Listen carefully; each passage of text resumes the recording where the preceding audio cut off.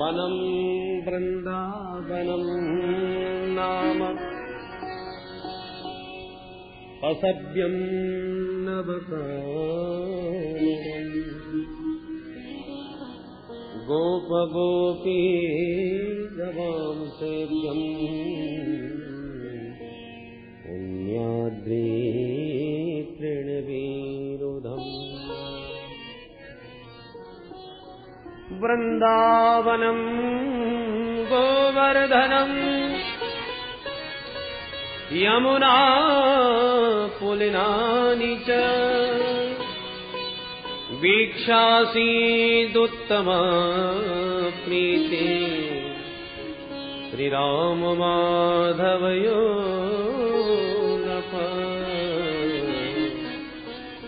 राम माधवयोरप।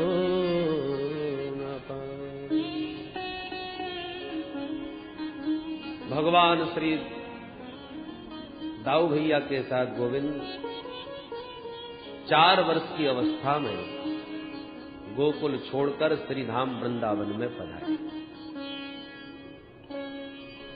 वृंदावन में आकर के जब प्रभु ने उस वृंदारण्य की दिव्यता भव्यता का अवलोकन किया, पुण्याद्री तृण वीरुधम, जिस वृंदावन में सुंदर गोवर्धन का शिखर है, सुंदर सुंदर विशाल वृक्षावली है, खूब चारों तरफ हरियाली ही हरियाली है, देख देख करके भगवान प्रसन्न हो रहे हैं। अरे या हरियाली में तो गैया खूब घास खाए के प्रसन्न रहेंगे।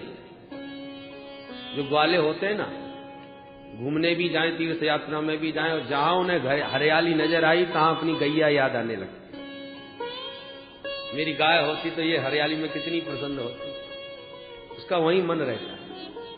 तो आज हमारे गोविंद गायों से इतना प्यार करते हैं कि पुण्याद्री तृण वीरुधम, वृंदावन के तृण को देखा, घास फूस को देखा, तो हरियाली को देख देख के बड़े प्रसन्न, मेरी गैया यहां खूब प्रसन्न रहेंगी, खूब घास खाएंगी। निर्मल यमुना का जल प्रवाह, वृंदावनम गोवर्धनम यमुना पुलिनानि च। यमुना पुलिन का जब दर्शन किया तो वीक्षासीत उत्तमा प्रीति, भगवान का मन उस ब्रज भूमि के प्रेम में भर गया। केवल अकेले श्री कृष्ण का ही नहीं, राम माधवयो नृप, नृप संबोधन करके सुखदेव जी कह रहे हैं, परीक्षित, यह दोनों भाइयों का मन अत्यंत प्रसन्न हुआ किसी भूमि को देखकर, तो वो केवल श्रीधाम वृंदावन की भूमि। इसलिए विशेष संबोधन यहां नृप कर रहे हैं। सुखदेव जी कहते हैं, वीक्षासीत उत्तमा प्रीति राम माधवयो नृप। दोनों भैया बड़े प्रसन्न, अति विमुग्ध। कन्हैया तो दौड़े दौड़े मैया के पास आए। अरे मैया। हाँ बेटा। बोले मैया या वृंदावन में तो हम गैया चरायो करेंगे। मैया खूब हंसी। अरे लाला, तू 4 वर्ष को छोरा, अपने आप को ठीक से संभाल ना सके, गैयन को का संभाल लेगो। लाला तनिक बड़ो है जा, पर बड़े होके तो तू को गैया चरानी ही चरानी है, ग्वालन को छोरा जो ठहरो। मैया ने बात टाल दी तो कन्हैया मुंह लटका के दूर बैठ गए। मैया समझ गई, पास में आके बोली, देख बेटा, ये तेरी बहुत ही इच्छा है तो गैया बाद में चरियो, पहले छोटे छोटे बछड़ने तो चरावो सीख। अच्छा ठीक है मैया। कन्हैया भी राजी हो गए और मैया ने भी अनुमति दे दी। अब प्रभु ने छोटे छोटे बछड़ों के साथ अपने ग्वालों को लेकर के आसपास ही घूमना प्रारंभ कर दिया। मैया की आज्ञा है, ज्यादा दूर मत जाइयो। तो प्रभु आसपास ही वत्सचारण करने लगे। एक दिन बछड़ा चराते हुए विचरण कर रहे थे कि वत्सासुर नाम का दैत्य बछड़ा बन करके बछड़ों में मिल गया। प्रभु पहचान गए, दौड़ के आए, उसका पैर पकड़ के घुमा के दे महाराजो गोविंदाय नमो नमः। वत्सासुर का उद्धार कर दिया। ऐसी एक दिन भगवान अपने बछड़ों को पानी पिलाने के लिए यमुना पुलिन पधारे, तो वहां बैठा हुआ था बकासुर, ये पूतना का बड़ा भाई। जो इसने गोविंद को देखा, अच्छा तो यही है काला काला मुरली वाला, मेरी बहन को मारने वाला, बदला लूंगा। सो बगुला बना बैठा रहा। जैसे ही प्रभु निकट आए तो एकदम पूरे वेग से दौड़ा और मुंह फाड़ करके भगवान को पकड़ के गले में धर के गटक गया, निकल गया। ब्रजवासी देखते ही चिल्ला भी लगे, अरे राम राम, ये कितनो बड़ो बगुला कन्हैया को पकड़ के खा गयो, बचाओ बचाओ। बेचारे चिल्ला भी लगे सब ग्वाला। पर भगवान ने वाके पेट में जाके अपना श्री विग्रह इतना गर्म कर लिया कि उसे ऐसा लगा जैसे आग का अंगारा खा लिया हो, जलने लगा, छटपटाने लगा। तो तुरंत इसने भगवान को मुखद्वार से पुनः बाहर कर दिया। जैसे ही प्रभु बाहर आए, भगवान ने उसकी चोंच पकड़ के बीच में से चीर दिया। सो गोविंदाय नमो नमः, बकासुर का भी उद्धार कर दिया। इसी प्रकार क्रीड़ा करते हुए प्रभु एक दिन आंख मिचौनी खेल रहे थे। ब्रजवासियों तुम छुप जाओ, हम ढूंढेंगे। ठीक है लाला। तो सब छुपने के लिए स्थान देख रहे थे, कहां छुपे। इतने में आ गया अघासुर। उस अघासुर ने बड़े विशाल अजगर का रूप बनाया और मुंह फाड़ करके जिह्वा धरती में सटा के प्राणायाम चढ़ा के बैठ गया, श्वास रोक के, न हिले न डुले, बिल्कुल पाषाण प्रतिमा बन गया। तो ब्रजवासी देखते बोले, अरे भैया एक दिना है गया वृंदावन में घूमते, पर या गुफा को आज पहली बार देखो। दूसरों बोलो, भैया ये गुफा तो ऐसी मालूम चल रही है जैसे कोई सर्प हमें ही खावे बैठो हो। भाई गजब, कोई कारीगर है, कैसी सजीव गुफा बनाई गई, सर्प के आकार की गुफा है। भैया कलाकारन की कहनो का जीवंत बनाए गए। एक बोलो, भैया मैंने तो ऐसी सुन रखी है कि वृंदावन की गुफा में बड़े बड़े महात्मा भजन किया करे, तो या गुफा में बाबा बैरागी सब बैठे होंगे, चलो देख के तो आवे कौन कौन है, कैसे कैसे महात्मा है।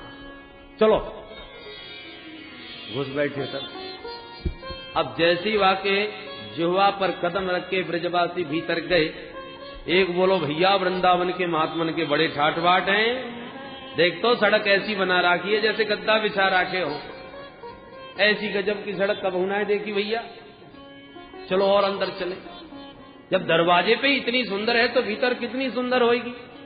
और आगे बढ़े। लंबे लंबे वाके ये दांत चारों तरफ जो थे।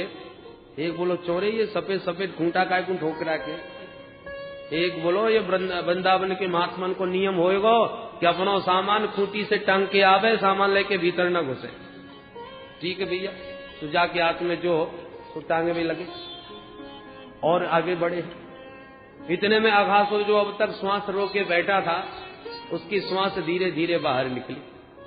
उसने श्वास छोड़ी तो गरम गरम दुर्गंधपूर्ण वायु जब अंदर से आई तो ब्रजवासी नाक पकड़ के बोले, हे भगवान, ये दुर्गंध कैसी आ रही है गुफा में से, और इतनी गर्म हवा। एक बोलो तो मालूम ना है, बड़े बड़े योगी महात्मा यहां में बैठ के समाधि लगा के मुंह तो मालूम पड़े एक साथ प्राणायाम चढ़ाते होंगे और एकदम श्वास खींच करके फिर एकदम श्वास छोड़ते होंगे, तासे गरम गरम हवा निकली। तो वो दूसरों बोलो, क्यों रे, तो फिर दुर्गंध काय क्यों आ रही है। एक ने कही, अरे भैया महात्मन को अपने शरीर को ही होश ना रहे समाधि में, और यहां में कोई जीव जंतु जाकर के हड़बड़ा के कहीं मर गए होगो, सुबह की दुर्गंध आ भी लग गई। अपन चल के सफाई करे आएंगे, महाराज जी को दर्शन करे आएंगे। अब आप उसमें शंका कर ले, आप उसमें समाधान कर ले। एक बोलो, भैया हमें तो नेक डर लग रहा है। भैया काय बात को। बोले, तू भूल गयो वादना, वो कितनो बड़ो बगुला बन के आयो राक्षस, अपने कन्हैया को पकड़ के खा गयो। भगवान न करे कोई ये असुर हमें ही खावे बैठो हो तो अपन का कर लेंगे। तो सबरे ग्वाला एक स्वर में बोले, काय को घबरावे, अपनो कन्हैया भी तो पीछे ही है। यदि ये भी कोई बगुला की तरह बकासुर भयो, ये भी कोई असुर भयो, तो अयम तथा चेत बकवत विनंशति, ये भी जैसे बगुला मार दियो हमारे कन्हैया ने, वैसे ये चीर के फेंक देगो। अपन को डरवे की जरूरत ना है। और इतना कह के कर ताड़ ताली बजा के जोर से शोर मचाते हो गए, डरो मत, चलो घुस चलो। तो ताली बजा के शोर मचा के सबके सब भीतर भागे चले। अब भगवान ने जब देखा राम राम सबके सब ग्वाला घुसे जा रहे, दूर से देखते ही भगवान तो अघासुर को पहचान गए, जान गए। आवाज लगाई, अरे ब्रजवासियों रुको रुको, ये गुफा नहीं है। खूब चिल्लाए पर काऊ ने नहीं सुनी। इतना शोर किसी को सुनाई नहीं पड़ा। प्रभु को लगा कि अब तो इन्हें बचाने के लिए मुझे ही जाना पड़ेगा। मेरी प्रतिज्ञा है, मैं अपने भक्त का कभी पतन नहीं होने देता। जो एक बार मेरा हो गया, ब्रजवासियों में भूल तो हो गई, परंतु उस भूल के साथ साथ एक विश्वास है उनका। क्या? बोले हमारा कन्हैया हमारे साथ। और इसी विश्वास पर भगवान उनकी रक्षा करते हैं। वो जहां भी जाते हैं प्रभु के विश्वास के साथ। तो भगवान की प्रतिज्ञा है, सकर्देव प्रपन्नाय तवास्मीति च याचते अभयं सर्वभूतेभ्यो ददामेतद्व्रतं मम। सकृत मैंने एक बार भी जिसने कह दिया तवास्मी, प्रभु हम तो सब तुम्हारे हैं, मैं तुम्हारा हूं, तो फिर मैं क्या करता हूं? बोले सर्वभूतेभ्यो अभयम ददामी, समस्त भूतों से उसे मैं अभय दे देता हूं। एतत् मम व्रतम, ये मेरी प्रतिज्ञा है। अध्यात्म रामायण में, वाल्मीकि रामायण में भगवान की इस प्रकार की प्रतिज्ञा है। और भागवत के 21 स्कंद में भगवान उद्धव से कहते हैं, बाध्यमानोऽपि मद्भक्तो विषयैरजितेन्द्रियः प्रायः प्रगल्भया भक्त्या विषयैर्न विभूयते। भगवान कहते हैं उद्धव, वैसे तो मेरा भक्त विषयों में भटकता नहीं, फिर भी इंद्रियां बड़ी बलवती हैं। कदाचित इंद्रियों के वशीभूत होकर के मेरा कोई भक्त विषयों में भटक जाए, विकारों का दास बन जाए, तब भी मैं अपने भक्तों को वहां से भी संभाल करके ले आता हूं, पाप का भी पेट फाड़ करके निकाल लाता हूं, और भक्त का पतन नहीं होने देता, संभाल लेता हूं। भाई अपना बच्चा कितना भी गंदा हो, मल लगा हो, गंदगी लगी हो, धूल मिट्टी कीचड़ में सना हो, तब भी मां का दुलार उसके प्रति कम नहीं होता। और तो देखेंगे तो इधर उधर देख करके घृणा करके मुंह सकोड़ के चले जाएंगे, और मां देखेगी तो तुरंत उसे नहलाएगी, धुलाएगी, साफ सुथरा करके मोटा मोटा काजल लगा के, डिठौना लगा के जब सजा देती है, तो फिर पिताजी भी पीछे पीछे भागने लगते हैं, अरे भाई जरा हमको भी दो अपनी गोद में, हमारा भी अधिकार है भाई, हमारा बेटा है। ऐसे ही जीव कितना भी सावधानी से चले, फिर भी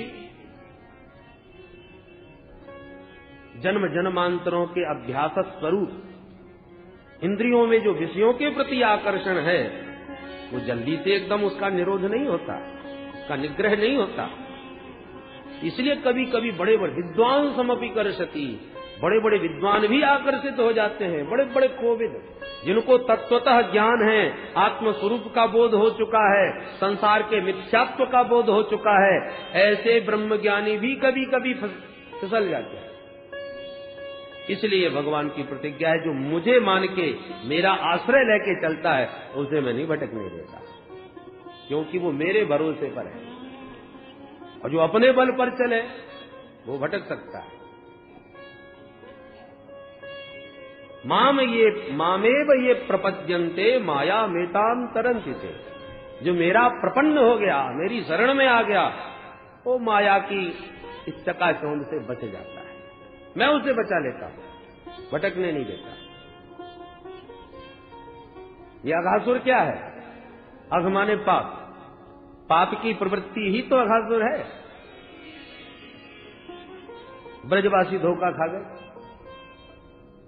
उस पापमय अघासुर को एक पर्वत गुहा समझ करके प्रविष्ट हो गए। इसी प्रकार भक्त भी कभी कभी प्रमादवश, असावधानीवश पाप की प्रवृत्ति को पहचाने बिना उधर प्रविष्ट हो जाते हैं, भटक जाते हैं, धोखा खा जाते हैं।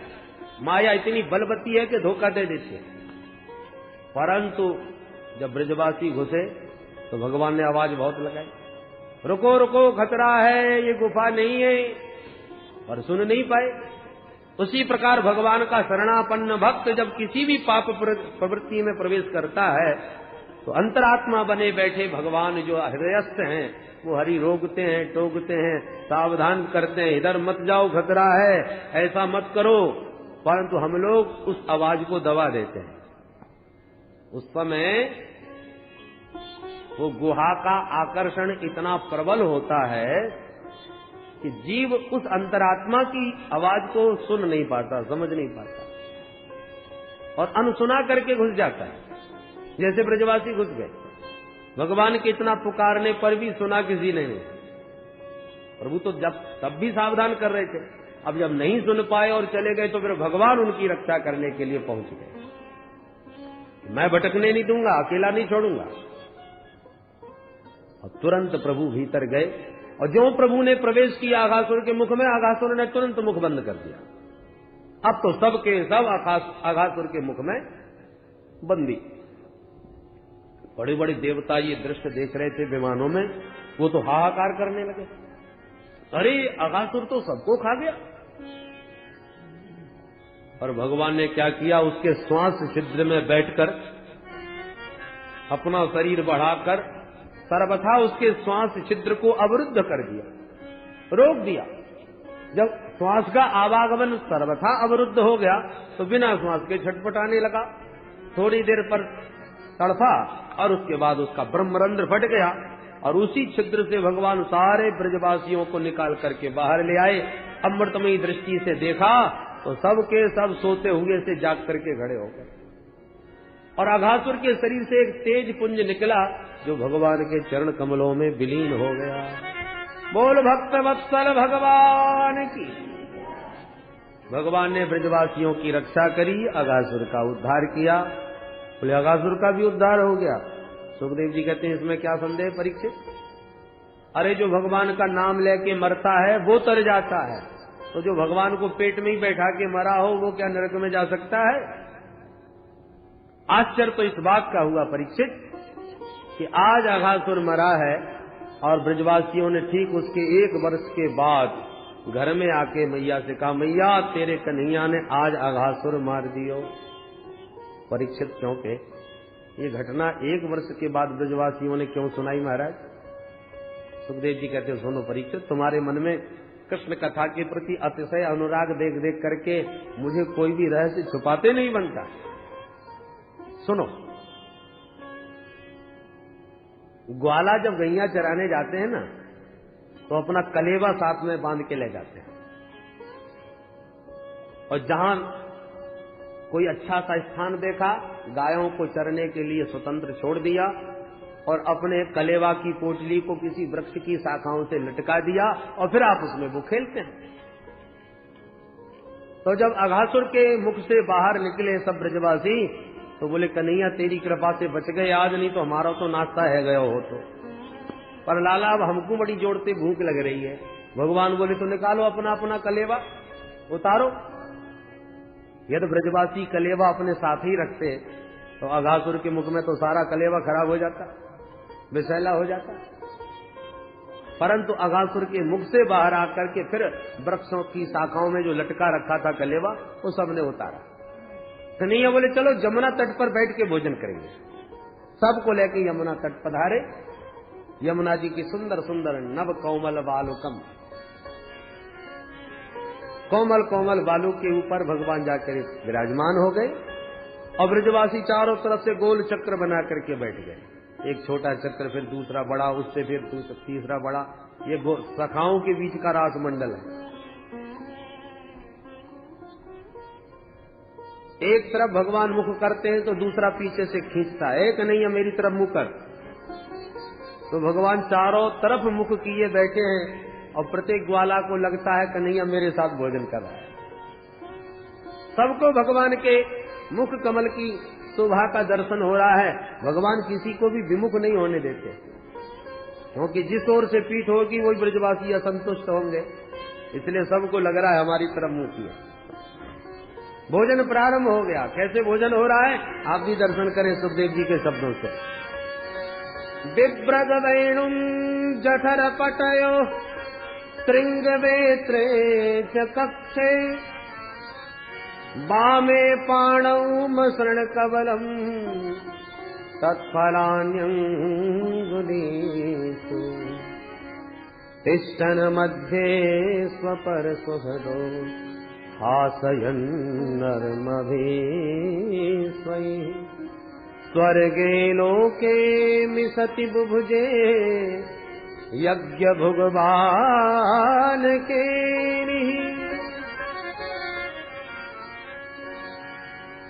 ध्यान करें उस भोजन की लीला का।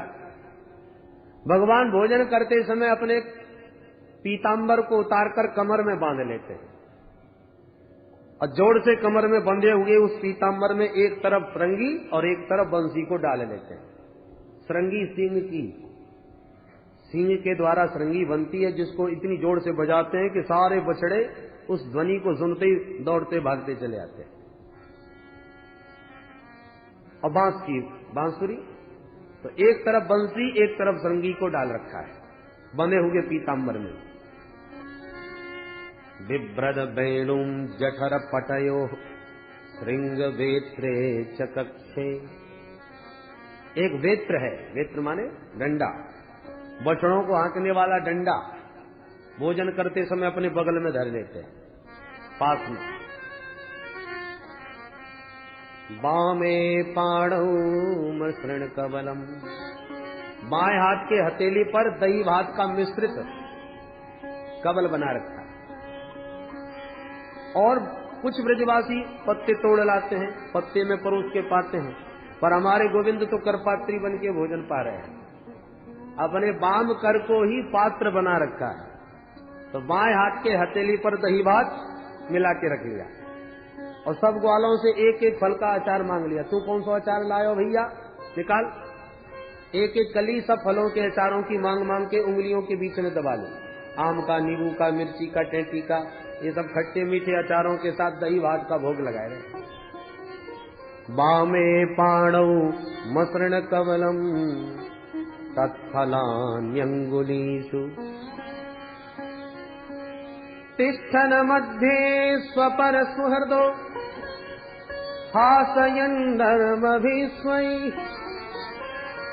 सब ग्वालों के बीचों बीच गोविंद विराजमान है और गोल चक्र बनाए जो लंबा चौड़ा ग्वालों का समुदाय है, उनके बीच में बैठे बैठे भोजन के साथ साथ हासयन्नर्मभिस्वै, कभी खूब जोर से हंसते हैं तो कभी कोई न कोई व्यंग करके परिहास करने लग जाते हैं, हंसी मजाक। मौनी बाबा बन के नहीं कर रहे लोग। स्वर्गे लोके मिसति बुभुजे यज्ञ भुगवान के लिए। स्वर्ग के तमाम देवी देवता विमानों में छाए हुए इस भोजन लीला का दर्शन करते आप उसमें कानाफूसी कर रहे हैं। देखो देखो वो बड़े बड़े यज्ञों का भोक्ता नारायण आज कैसे भोजन कर रहा है। अरे बड़े बड़े वेद पाठी, बड़े बड़े कर्मकांडी विद्वान, नाभ्या आसीदंतरिक्षज्ञो शीर्षोर्ध्यो समवर्तत पदभ्याङ्गुमिदृशः सोत्रार्था लोकान् अकल्पयन्ना। लंबे लंबे वेद पाठ करते हैं और फिर भी भोग लगाने नहीं आते। और यहाँ देखो उस ग्वाला ने आधा लड्डू खा लिया, कन्हैया मेरो लड्डू बड़ो गजब को है, तू खा के तो देख। अब आधो खा लियो तब कन्हैया को खवायो। झूठे मीठे का कोई विचार नहीं। यज्ञ भुग बाल अकेली, वो यज्ञ भोक्ता नारायण की इस बाल लीला को तो देखो, इस भोजन की लीला को तो देखो। परंतु ब्रह्मा जी बार बार सिर खुजलाने लग गए, कभी नाक सकोड़ने लगे। हे भगवान, ये नारायण, इसमें तो कहीं से भी भगवत्ता के लक्षण नजर नहीं आ रहे। देखो देखो, अब क्योंकि ब्रह्मा जी वेद विधि विधान के बहुत अच्छे ज्ञाता हैं, वो वेद विरुद्ध और विधि विधान के विपरीत कोई भी कार्य देखना पसंद नहीं करते। ब्रह्मा जी बार बार नाक मुंह सकोड़ने लगे, कैसा भगवान है? अरे भोजन का एक नियम होता है, हाथ पैर धो करके बैठना चाहिए, आसन पर बैठना चाहिए, पवित्रता के साथ बैठना चाहिए। भोजन किसी का उच्छिष्ट न खाना चाहिए न खिलाना चाहिए, मौन होकर के भोजन करना चाहिए। यहाँ पर एक भी लक्षण नहीं दिख रहा। भोजन करने के लिए सीधे दौड़े आए, गपदी से बैठ गए, न हाथ धोया न पैर धोया, जमुना जी के तट पर भोजन कर रहे। आसन का कोई काम ही नहीं, जूठे मीठे का कोई विचार ही नहीं, चाहे जिससे मांग रहे हैं चाहे जिसका खा रहे हैं। ये कैसा नारायण, ये कैसा भगवान? अब भोजन करते करते कभी कभी दौड़ पड़ते हैं, एक दूसरे पर अनेक प्रकार के कटाक्ष करके हास्य परिहास भी कर रहे हैं। कहीं भी कोई मर्यादा दिखाई नहीं पड़ रही। विधि विधान के विशेषज्ञ ब्रह्मा जी चक्कर में पड़ गए। मुझे तो लगता है ये भगवान नहीं हो सकते। फिर विचार में आया, नहीं नहीं, अभी अभी अघासुर को मारने वाले भी तो यही हैं, और मेरी आंखों के सामने अभी अभी अघासुर का तेज उनके चरणों में भी विलीन हुआ। इससे तो सिद्ध हो गया कि ये नारायण। और फिर देवकी का 8वां पुत्र भी तो यही है। और प्रभु ने मुझे स्वयं आदेश दिया था कि मैं देवकी नंदन वासुदेव कृष्ण बन के प्रकट होऊंगा। इसका मतलब वो तो यही है। अब एक खोपड़ी कहती है भगवान हो नहीं सकते, दूसरी खोपड़ी कहती है नहीं नहीं भगवान यही होने चाहिए, तो 4 खोपड़ी वाले चक्कर खाएंगे। ब्रह्मा जी को लगा जब इतना संकल्प विकल्प हो रहा है, संदेह हो रहा है, तो क्यों ना परीक्षा ले ली जाए। हाँ, यही उचित है। ब्रह्मा जी ने क्या लीला करी कि भगवान तो इधर भोजन में मस्त हो रहे थे, ब्रजवासियों के साथ मुग्ध हो रहे थे। उधर धीरे से आए ब्रह्मा जी और सारे बछड़ों को चुरा के ब्रह्मलोक ले गए। ब्रजवासी बोले, ए लाला, खा तो ही रहेगो कि बछड़न ने देखेगो? भैया दूर दूर तक एक उनादी से। कन्हैया बोले, तो तुम भोजन करो, मैं देखवे जाऊं कहां चले गए, कहां भाग गए। तो कुछ तो मुंह में भर लिया भोजन का ग्रास, और कुछ अपने हाथ में ले लिया, और खाते खाते दौड़ लगा दी। सपाणी कबलो ययऊ, हाथ में भोजन का ग्रास लिए भागते चले गए।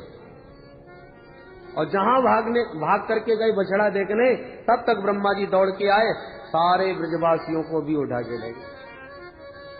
अब भगवान दूर दूर तक जंगल में बछड़ों को देखते फिरे, एक नजर नहीं आया। प्रभु ने सोचा कि भाई कोई गायब होता, कोई छुपता, एक हाथ जाता। यहाँ हजारों की संख्या में हमारे बछड़े थे, सबके सब कहाँ गायब हो गए भाई। लौट के यमुना तट पर आए तो अब एक भी ब्रजवासी नहीं। प्रभु को लगा कुछ गड़बड़ है भाई। जो ध्यान लगा के देखा सो ध्यान में प्रभु सब समझ गए। अच्छा, तो ये ब्रह्मा बाबा की करामात है, ये हमारी परीक्षा ले रहे हैं। ठीक है, तो हम भी इनको जवाब देते हैं। तो जो जिस विषय का विद्वान हो उसी को उसी विषय में प्रभावित किया जाए तो वो पांडित्य है। व्याकरण का विद्वान हो, उसे व्याकरण की व्युत्पत्तियों से प्रसन्न और प्रभावित किया जाए तब वो आपकी योग्यता को मानेगा। वेद पाठी है तो उसको वैदिक मंत्रों से प्रभावित किया जाए तो वो आपको मानेगा।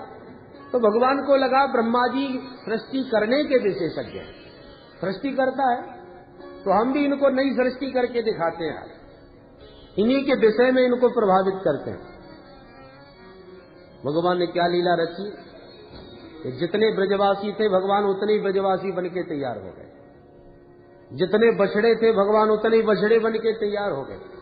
ब्रह्मा की सृष्टि जैसी थी बछड़ा और ब्रजवासियों की, तद्वत भगवान ने ज्यों की त्यों एक नई सृष्टि अपने रूपों की व्यक्त कर दी। वैसे ही, और केवल शरीर मात्र नहीं बनाया, जो ब्रजवासी जैसा कपड़ा पहन के आया था वही कपड़े भी भगवान बन गए। जो ब्रजवासी अपने हाथ में जैसा डंडा लेके आया था वो डंडा भी भगवान बन गए। अरे भाई, केवल शरीर भगवान बनते, शरीर बना लेते ब्रजवासियों का, तो जब नंगे जाते ब्रजवासी तो ब्रजवासी के माँ बाप नहीं टोकते, अरे कपड़े कहाँ छूट गए, तो कपड़े भी भगवान को बनना पड़ा। और खाली हाथ पहुंचते तो माँ बाप डांटते, तेरा डंडा कहाँ गया, तो डंडे भी भगवान बने हुए। सर्वम विष्णुमयम जगत आज ये महावाक्य भगवान ने चरितार्थ कर दिया। यावत वत्सप वत्स काल्पक वपुर यावत करांघ्यादिकम यावत यस्ति विषाण वेणुदल सिक यावद विभूषांबरम यावत क्षीण गुणाभिधा कृतिवयो यावद विहारादिकम सर्वं विष्णुमयं गिरोंगवदज सर्वस्वरूपो बभौ।